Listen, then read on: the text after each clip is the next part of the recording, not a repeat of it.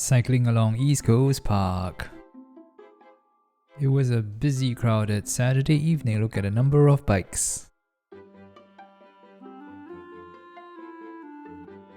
This clip will show you a cute little doggy in front, and I'll zoom in now. Zoom, look at that, look at that. There's a real doggy below a red flag. Very cool.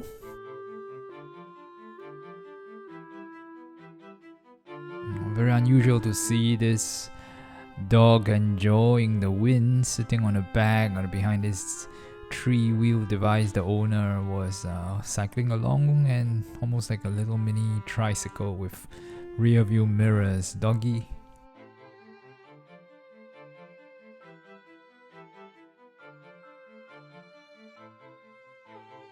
Anybody knowing the name of such a vehicle, shout out in the comments below. And here is where we're going to overtake him soon. There we go. And the doggy is really standing up in the basket. Good that is an obedient dog and didn't jump off. Bye bye, take care.